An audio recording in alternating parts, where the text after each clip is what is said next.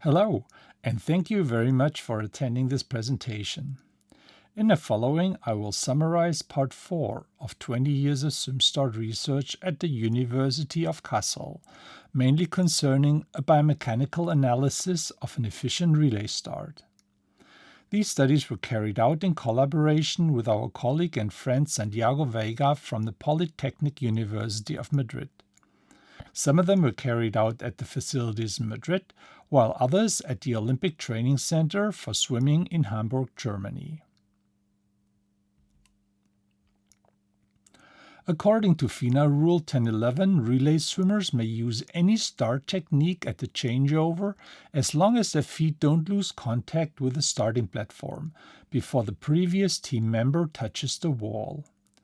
Until the introduction of the OSB 11 starting block for international competitions, which was slightly longer than the previous OSB 9 and had an adjustable footrest at the back, relay swimmers mainly used an arm swing start technique. They used a parallel foot placement at the front end of the block combined with a powerful arm swing for the takeoff movement timed precisely to the approach of the incoming swimmer. Since then, relay swimmers have continued to change their start technique to take full advantage of the new design features of the OSB 11. In this image, you can see the different foot placements of 3 relay swimmers on the right side, with the German swimmer on the far right adopting a track start foot placement, the French swimmer adopting a parallel foot placement, and the British swimmer adopting a track start foot placement again. The bar chart on this slide shows the relative frequency of the relay start techniques with different foot placements during the changeovers in the final heats of the relay competitions at the European Short Course Swimming Championships in Eindhoven in November 2010, obviously not including the first swimmer. In the video material viewed, 82% of all changeovers could be analyzed. At that time, parallel arm swing starts and single step starts seem to be the most common.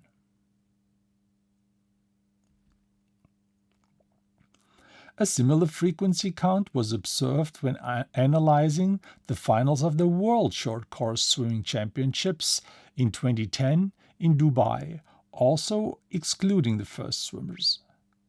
In the video material viewed, 94% of all changeovers could be analyzed.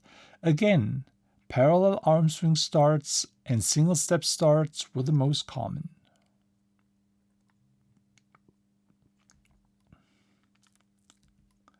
As recently as 2018, during the European Swimming Championships in Glasgow, new advancements in the relay start technique could be observed, involving swimmers starting their takeoff movement from the far end of the starting block in order to fully utilize the full length of the new block for their center of mass acceleration.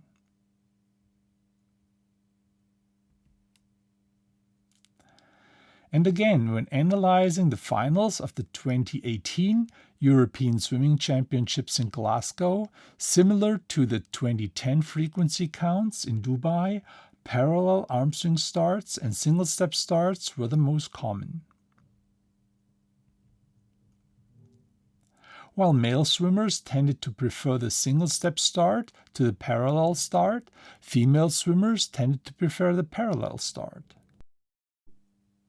Another gender difference was that already 4% of the male swimmers performed a double step start, while this relay start technique was not observed in the female swimmers at all. When comparing relay starts to individual starts for swimmers who participated in both events, the largest performance gains were found for the single step start and parallel start technique, averaging 0.14 seconds. Interestingly, for the single step start technique, placing the rear foot in the front of the footrest seemed to provide a larger performance gain as compared to placing the rear foot behind the footrest.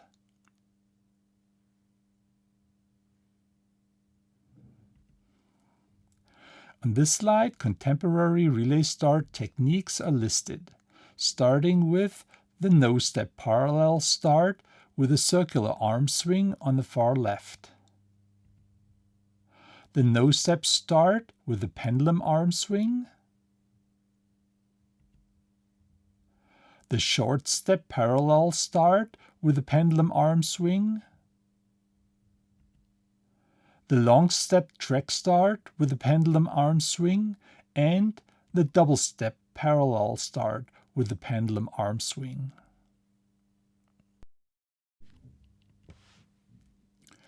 Looking at the past international swimming championships, a trend can be observed when comparing the relative frequencies of the different relay start techniques. In particular, at the World Championships in Budapest in 2022, the long step start with the pendulum arm swing was the most preferred relay start technique, which was adopted by 63% of the successful relay swimmers on the final ranks 1 to 4. So what are the advantages of the long step track start with the pendulum arm swing? The first study of this fourth part of our swim start research was published by Xiao Qiu, a Chinese PhD student at the Polytechnic University of Madrid, who had joined the Kassel work group in 2021. The aim was to compare the kinematic characteristics of individual and relay swim starts and to relate these characteristics to the 5-meter swim start performance. 12 elite swimmers performed 2 25-meter crawl sprints at maximal effort in a random order, one with an individual start and the other one with a relay start. All starts were performed from an Omega OSB 11 starting block. To simulate race conditions for the relay start trials, an incoming swimmer approached the wall starting from 25 meters.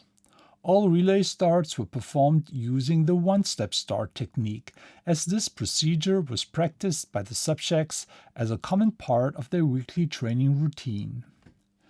2 high-speed cameras positioned with the optical axis perpendicular to the swimmer's plane of motion were used for filming.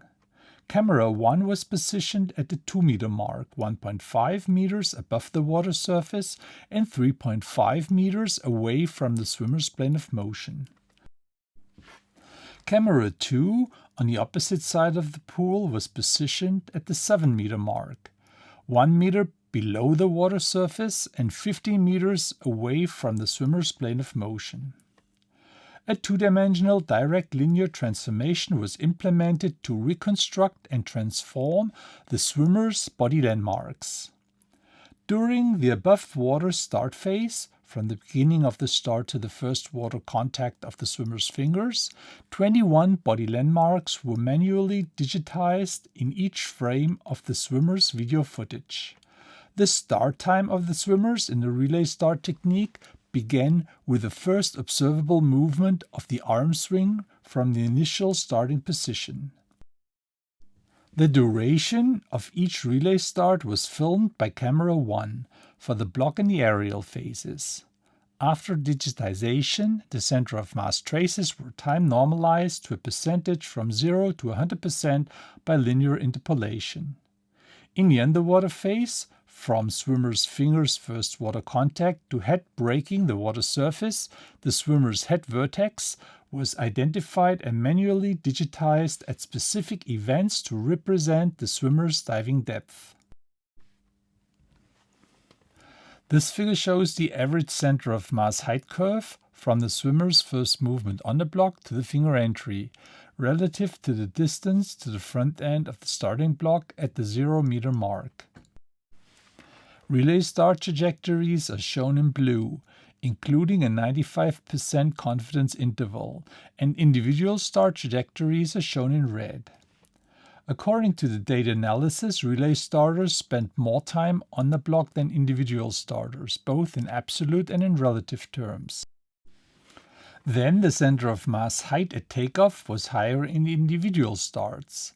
For the aerial phase, swimmer's center of mass showed a higher entry height in the individual starts, but reached a longer entry distance in the relay starts. During the underwater phase, relay starters spent less time to fully submerge, to reach the maximum diving depth and to resurface. Moreover, the time contribution of the underwater phase was larger in the relay starts as well as the water immersion velocity. Overall, faster 5 meter, 10 meter, and 15 meter times were found in the relay starts than in the individual starts, but no differences in the horizontal takeoff velocities were detected.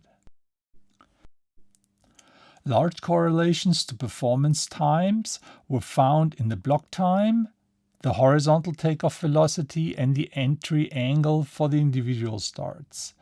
In turn, for the relay starts, large correlations to performance were found in the changeover time, the takeoff height, and the entry distance.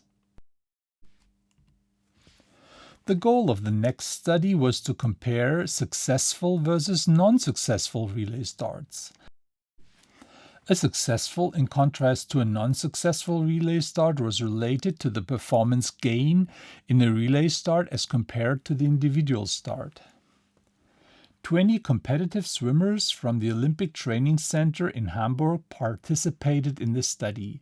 They regularly attended the training program with 9 in-water sessions per week. None of the participants were suffering from any major injury during the past 3 months prior to the experiments. The study was published by our collaborator Santiago Veiga from the Polytechnic University of Madrid. Overall, 145 relay starts were analyzed, with 71 relay starts classified as successful and 74 as non-successful relay starts. 91 relay starts were classified as short-step relay starts in the upper half of the above image compared to 54 long-step starts below. For each changeover, an incoming swimmer had executed a 25-meter front crawl at a 100-meter race pace from the middle of the pool to the wall to simulate the conditions of a relay competition. For the short step technique, the swimmers adopted an initial step position with the rear foot placed on the back plate and the front foot placed on the front edge of the starting block. From here, the swimmers moved the rear foot forward until it was parallel to the front foot at the front edge of the starting block to perform the propulsion phase. For the long step technique, the swimmers positioned their rear foot behind the back plate and the front foot on the back plate. From this starting position, the swimmers moved the rear foot to the front edge of the starting block to take off from the block in a track start position, with feet apart as in the individual start. Kinematic and kinetic start parameters were analyzed by a linear mixed model procedure to account for multiple starts by the same swimmer. Gender, male or female, and the relay start technique, short step or long step, were defined as fixed effects. Differences in the overall start performance between swimmers were controlled for by using the personal best 5-meter time in an individual start as a covariate. In the time-normalized horizontal force curves for the short step start left, successful and non-successful relay starts did not differ significantly. However, for the long step start, successful relay starters showed a delayed first step, followed by a more powerful second step. And in addition, larger peak horizontal forces were observed prior to the takeoff from the block. As a consequence of the above horizontal force traces, horizontal center of mass velocity traces in the short step start did not differ much between successful and non-successful relay starters, while the larger horizontal forces for the successful long step starters prior to the takeoff resulted in larger horizontal takeoff velocities.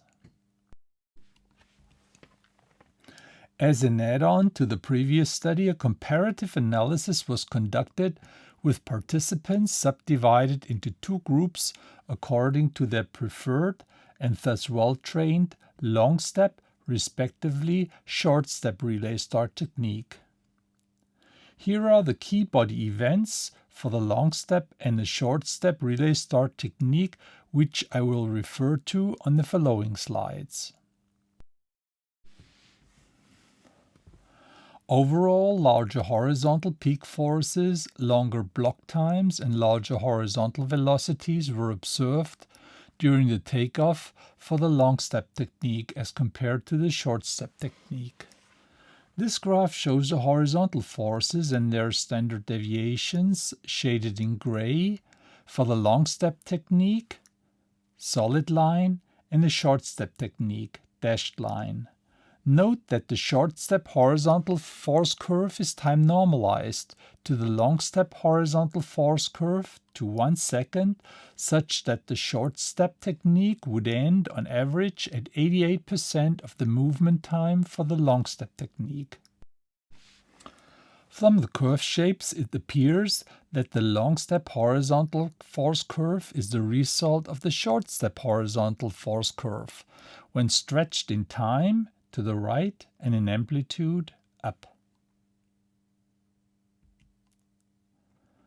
In this graph, horizontal center of mass velocities and their standard deviations, shaded in gray, are shown for the long step technique, solid line, and the short step technique, dashed line.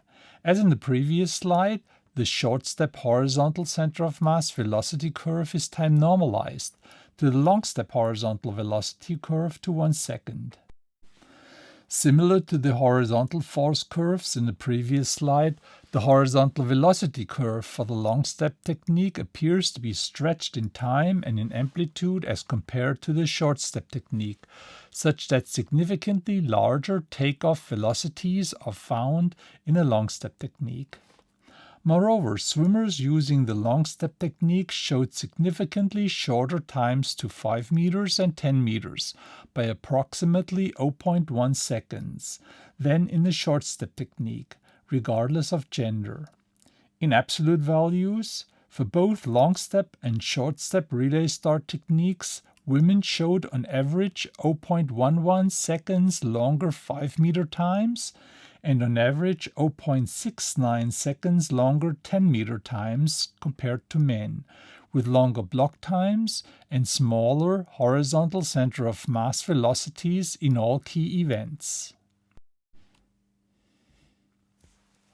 A linear mixed model analysis accounting for multiple starts and gender revealed significantly faster 5-meter and 10-meter times for the long step relay start compared to the short step relay start, regardless of gender. Significantly smaller peak horizontal forces during the leg step and at foot contact in the long step relay starters, regardless of gender. Significantly larger and later horizontal and vertical peak forces for the long step relay starters compared to the short step starters. Female swimmers showed on average 0.11 seconds longer 5-meter times compared to male swimmers, and 0.69 seconds longer 10-meter times, regardless of the start technique. Female swimmers performed the rear foot takeoff and support significantly later compared to male swimmers. The aim of this study was to determine the best relay start technique for competitive swimmers. In conclusion, the results indicate that the long step start outperformed the short step start for male and female swimmers by demonstrating longer preparatory movements on the block in concert with higher horizontal ground reaction forces and increased takeoff velocities up to 4.5 meters per second, indicating excellent performance according to the literature.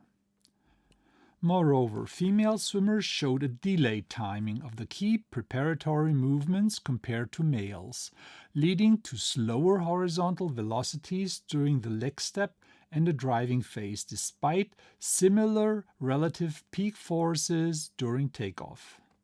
Overall, performance differences at the 5-meter mark between both relay start techniques were similar to those reported between step and non-step techniques with the Omega OSB 11 starting block in a study by Q and co-workers in 2021.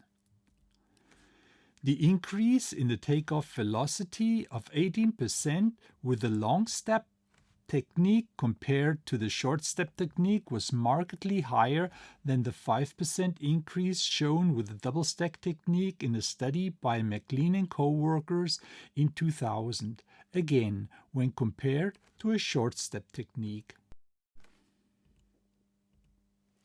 As attentional resources are limited, swimmers are advised to direct their attention towards the timing of a powerful takeoff related to the incoming swimmer's movement pattern.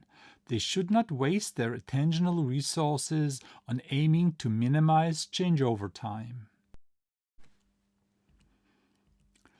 All in all, the long step start technique is recommended on the new OSB 11 starting block to increase horizontal velocity at takeoff.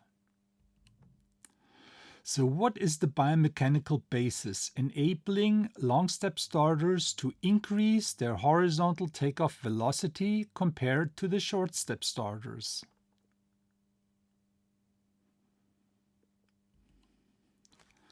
A simple theoretical consideration of velocity curves aimed at the shortest possible movement times, as in boxing or fencing, or at the maximum final velocity, as in shot putting, provides a first insight into the results of Weiger and colleagues from 2024. If the aim is to achieve the shortest possible movement time, the fastest possible increase in movement velocity is required. However, to achieve the highest possible final velocity with the same length of the movement, the greatest increase in the velocity curve must be achieved towards the end of the acceleration phase to reach a larger end velocity in a longer period of time. This slide shows the idealized velocity curves for such movements. The areas under the curves are the same because the distance traveled is the same. If you imagine the blue velocity curve as a deformable object whose area under the curve cannot change, then a higher velocity at the end of the acceleration distance, as in the green curve, can only be achieved by a flatter slope in the beginning and thus a lower initial acceleration. Since the aim of a relay start in swimming is not to achieve the shortest possible block times, but to achieve maximum takeoff velocity, the swimmers would have to start their acceleration on the block moderately in order to develop their greatest acceleration forces at the end. This principle for the optimal tendency in the acceleration curve goes back to the German biomechanist Gerhard Hochmuth, and provides a good description of the differences observed by Weiger and colleagues in 2024 between successful and non-successful long step starts with close to equal acceleration paths. All well and good. However, increasing the horizontal takeoff velocity the way described within the same acceleration path length will only work if the extensor muscles are able to exert higher forces towards the end of the leg extension.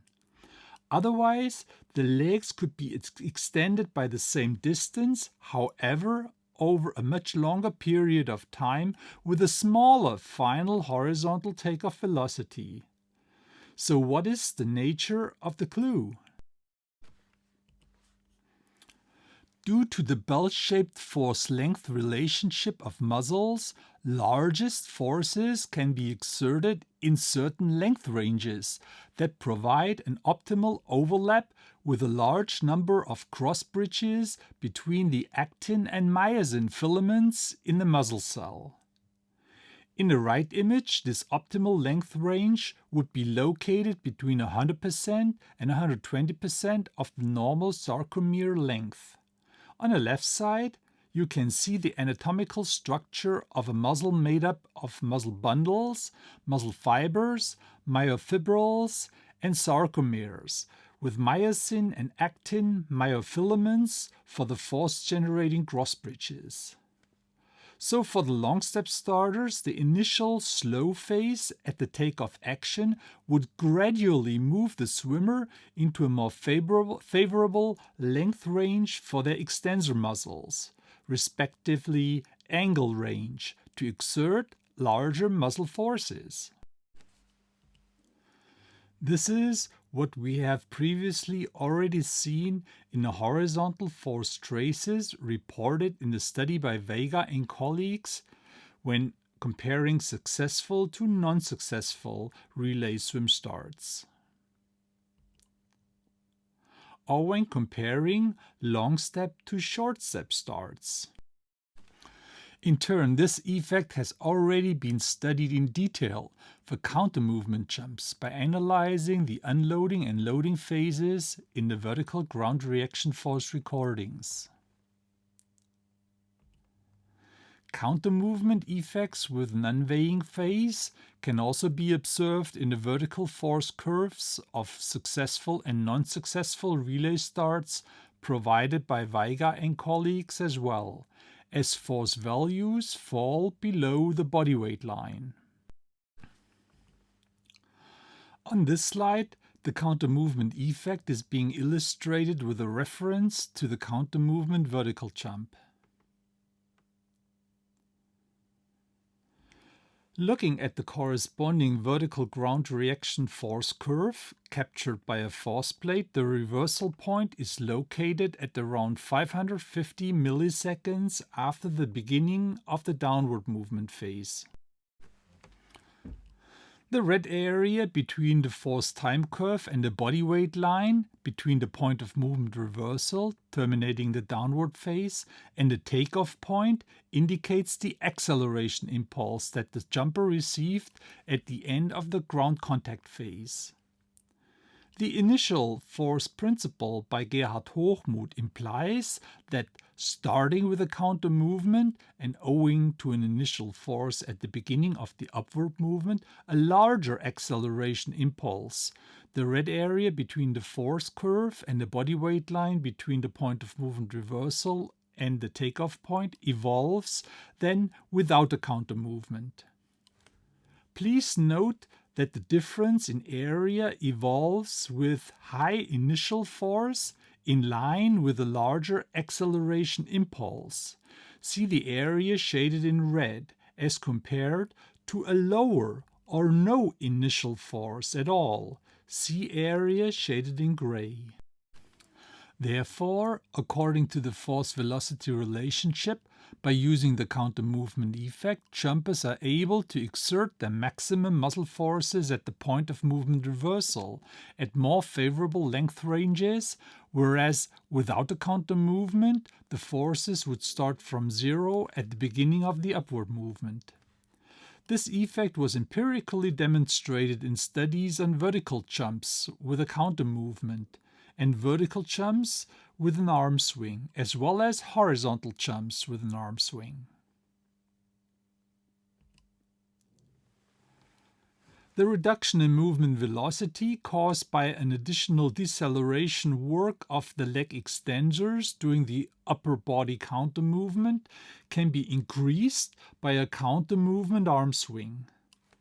An additional arm swing counter movement in the direction of the terminal movement direction requires additional deceleration work from the leg extensors. This effect has been demonstrated in vertical jumps and standing long jumps with an arm swing, as compared to jumps without an arm swing. For example, in a study by Ashby and Heegard, published in 2002, significantly larger horizontal ground reaction forces were found in jumps with a free arm movement, abbreviated JFA, as compared to jumps with restricted arm movements, abbreviated JRA. According to Ashby and Heegard, subjects jumped 21% further on average with free arm movement. The same effect was found when analyzing the differences between vertical jumps with and without an arm swing by Lees and colleagues in a study published in 2004.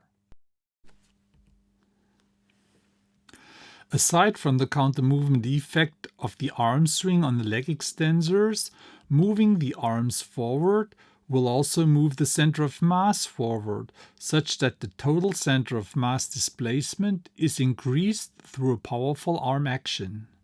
However, it is unclear at present whether this effect is different for long step as compared to short step relay starts.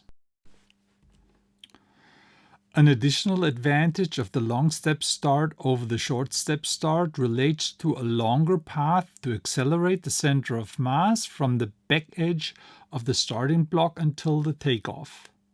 For a comparison of this effect, see Ryan Crouser, an American shot putter who is the only three-time Olympic gold medalist, having won 3 consecutive Olympic finals at Rio in 2016, Tokyo in 2021, and Paris in 2024, and a 2-time world champion. He holds the world record in both indoor and outdoor shot put.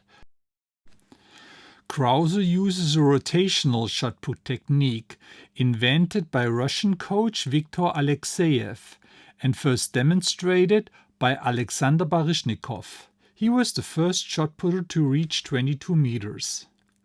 Expanding the acceleration path is a common argument for the advantages of the rotational technique. Studies have shown that the length of the equipment trajectory is doubled with the rotational technique compared to the traditional gliding technique. In a study of 9 adolescent swimmers at international level, each of whom had to perform 10 relay starts using their preferred single-step technique, Peralvo-Simon et al. In 2024 found, using a correlational analysis, that a longer acceleration on the block was associated with a shorter changeover time, a longer flight distance, and an overall better relay start performance up to 5 meters. Last not least, a powerful arm swing into the forward direction will, when blocked, with the swimmer still having ground contact, provide a transfer of momentum from the arm mass to the swimmer's body to further enhance his or her momentum. A transfer of momentum can be easily seen when a moving object collides with a stationary object, with both objects moving together after the collision. Here, the net momentum of both objects before the collision is equal to their net momentum after the collision.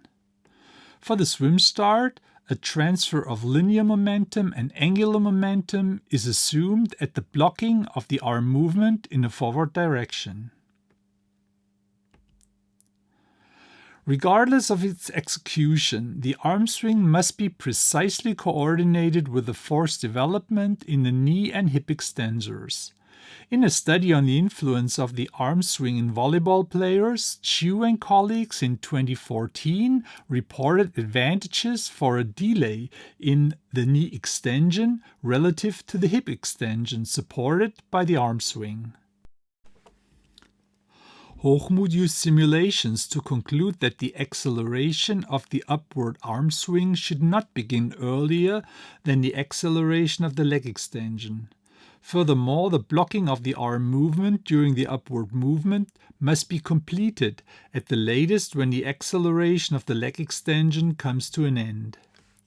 For the relay start in swimming, these findings directly translate to the parallel start. However, the kinematic analyses of step starts in relay swimming that have been conducted by Weiger and colleagues suggest that these timing issues may also be relevant for long step starts. Aside from a precise timing of knee, hip, and arm actions for a powerful takeoff, all body actions of the relay swimmer must be timed with the wall contact of the incoming swimmer as well. For the relay swimmer, the takeoff is related to a temporal anticipation of the incoming swimmer's wall contact.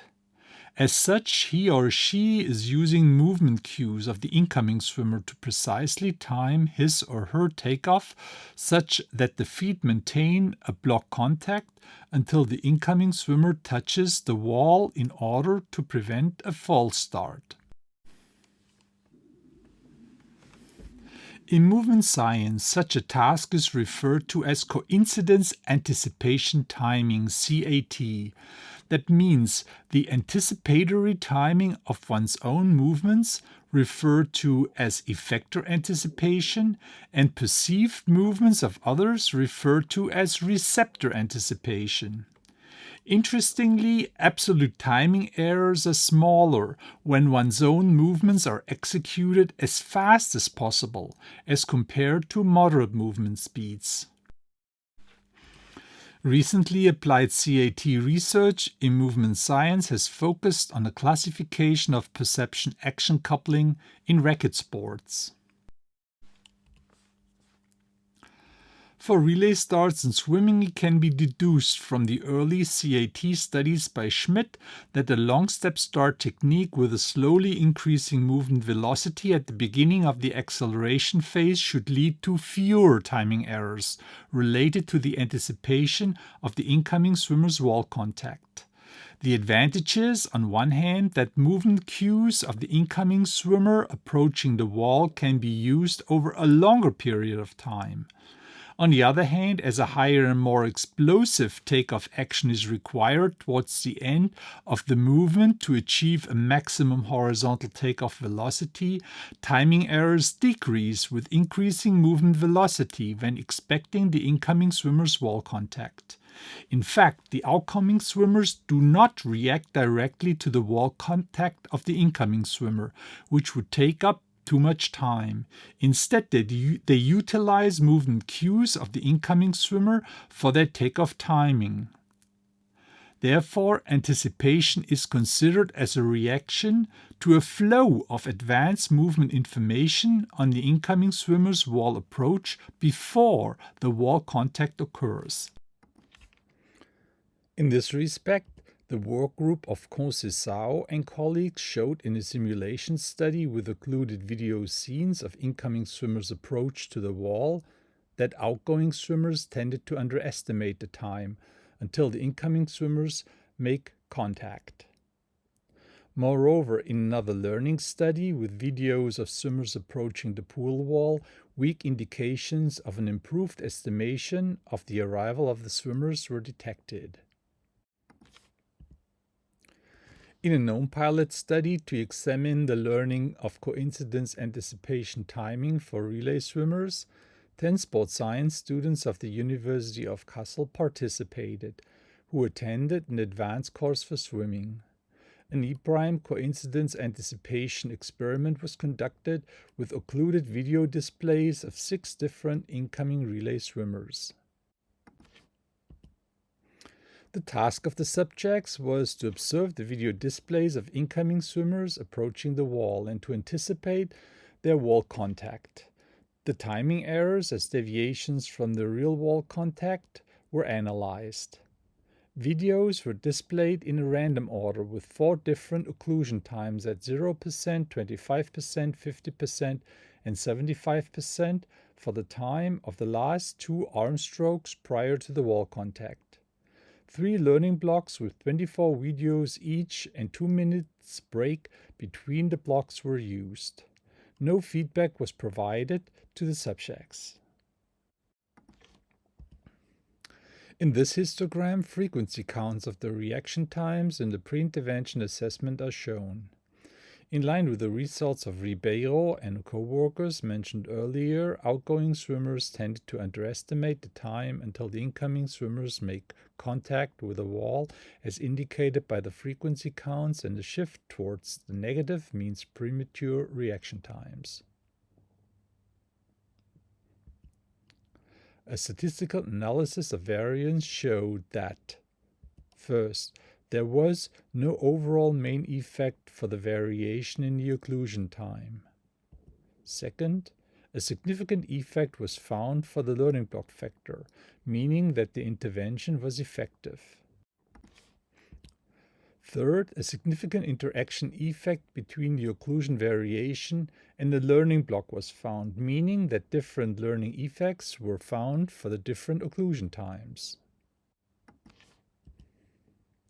To summarize the results of our pilot learning study, based on the second last arm stroke, subjects were able to anticipate the time of wall contact with good precision. Learning was possibly based on the internalization of the incoming swimmer's movement pattern.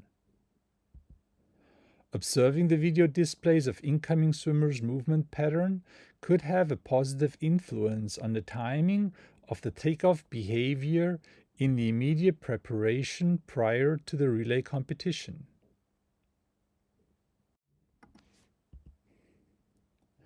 To summarize the above findings by Schmidt on the coincidence anticipation timing overall, absolute timing errors are significantly lower at maximum movement speeds than at median movement speeds. Timing errors and movement times are intercorrelated. A possible explanation is that if the movement is started later and then executed faster, the target object is already closer and can be observed for longer time, meaning better receptor anticipation. Moreover, fast movements lead to smaller timing errors than slow ones, meaning better effector anticipation. One advantage of such a strategy would be that relay swimmers would no longer have to focus on the incoming swimmer's wall contact to start their takeoff action. Therefore, they could concentrate on the dynamics of their force development. Our training study published by Sebastian Fischer in 2017 showed that relay starters who focused on the maximum force during takeoff and received feedback on this showed better relay starting performances up to 7.5 meters than relay starters who aimed to minimize their changeover time and received feedback on this. Interestingly, the group that received feedback on the maximum force improved their changeover time in a similar way to the group that received feedback on the changeover time. Owing to the limited attentional resources, however, relay starters can only focus on one characteristic of the takeoff action. As a consequence, relay starters are advised to focus on their maximum force rather than on changeover time reduction. In particular, this strategy would benefit the long step start technique with its powerful force development in the end of the takeoff phase, as it would avoid the risk of false starts when otherwise focusing on the shortest possible changeover time. The discussion on the advantages of a long step relay start raises questions about the movement cues for the start of the takeoff action. Swimming textbooks have traditionally recommended the use of cues that can be detected in the movement behavior of the incoming swimmer approaching the wall. For example, Maglischo advises outgoing swimmers to begin their takeoff action with a traditional parallel start and a circular arm swing as soon as the incoming swimmer's head either crosses the end of the T-line on the pool floor or as soon as the elbow of the final arm stroke is visible above the water surface. Maglischo explains that for the backstroke, butterfly, and freestyle strokes, the outgoing swimmers should match their arm swing to the movement rhythm of the incoming swimmers by first moving their arms back and forth in time with the recovery cycles of the incoming swimmers' arms. Once this rhythm is established, the outgoing swimmer should coordinate his or her circular arm swing with the incoming swimmer's last arm stroke, so that he or she starts the arm swing as soon as his or her teammates' hands emerge from the water. Finally, a perfect timing is established if the outgoing swimmer has completed his or her arm swing and stretched their legs when the incoming swimmer touched the wall. For the medley relays, the way in which the butterfly swimmers adapt to their start to the incoming breaststroke swimmers needs to be slightly adjusted, as the preceding breaststroke swimmers are performing the last phase of their arm movement underwater with restricted visibility. As a result, according to Maglijo, the butterfly swimmers should align their takeoff with the breaststroke swimmers' breaths. As such, the butterfly swimmers should initiate their takeoff no earlier than the preceding breaststroke swimmers' heads are highest out of the water during the last inhalation before contact with the wall. At this point, the arms of the breaststroke swimmers are under their chins and ready to stretch forward to touch the wall. However, such reactions to discrete movement cues in incoming swimmers' approach may prove critical for at least two reasons. As reported in the pilot study by Fisher in 2017, responding to the head crossing the T-end of the line on the pool floor may lead to a greater timing error in estimating the incoming swimmer's wall contact than responding to the elbow lift of the last arm stroke before wall contact. In addition, with the use of different relay start techniques, comprehensive information is not yet available for the step start techniques. Another source of error in anticipating the incoming swimmer's contact with the wall concerns fatigue-related changes in the swimmer's velocity as he or she approaches the wall. In this regard, an experimental coincidence anticipation timing study by Mills-Legel shows that a decrease in the velocity of an approaching object leads to greater errors in estimating the time of arrival of an approaching light point than constant or increasing velocities. Another fundamental question is whether outgoing swimmers would initiate their takeoff action in response to a discrete movement cue from the approaching swimmer or in response to the swimming dynamics of the incoming swimmer. Since the mid-1970s, the optical variable tau, defined by Lee as the inverse relative expansion rate of the object image on the retina, has been used to estimate the time to contact of an approaching object. Although the use of tau to estimate the time to arrival of an approaching object has been largely confirmed in several studies, later studies, for example by Smeets and co-workers in 1996, indicate that the velocity of the approaching object can already provide a good prediction of the time to arrival and that other cues beside tau influence the estimate of the time to arrival of an object, which was studied by Tresilian in 1999. These findings suggest that outgoing swimmers may not be responding to a discrete movement cue of the incoming swimmer, but rather that their takeoff action dynamically adjusts to the block approach of the incoming swimmer by coupling the perceptual processes and the motor processes for the takeoff action. This hypothesis was examined by Alan Wolstenholme in his master's thesis at the Penn State University in 1999. According to a 2015 study by Rothenberg, Cunning, and Newell, such ability to coordinate one's actions with the perceived movements of others is already well developed in children and can be further improved with increasing experience and training. What role, if any, changeover times play in relay success has not yet been clarified. While swimming textbooks and individual journal articles point to the need for short changeover times, a 2019 study by Fisher and colleagues suggests that the importance of changeover times is overestimated. In their statistical analysis of international 4x100-meter freestyle races with 220 relay starters, Fischer and co-workers show, using a linear mixed model approach to control for multiple starts, that the changeover times of male medalists were significantly longer than those of non-medalists. Swimmers whose relay teams are currently in fourth place in a relay race show significantly shorter changeover times with a risk-taking changeover strategy in order to still make it into the medal places. There were also differences between men and women in their changeover times related to their current position in a relay race. In the past, changeover times and their benefits in relays have been studied with inconclusive results. Some researchers have concluded that changeover times decrease with increasing expertise, and that a reduction in changeover times would improve the final ranking.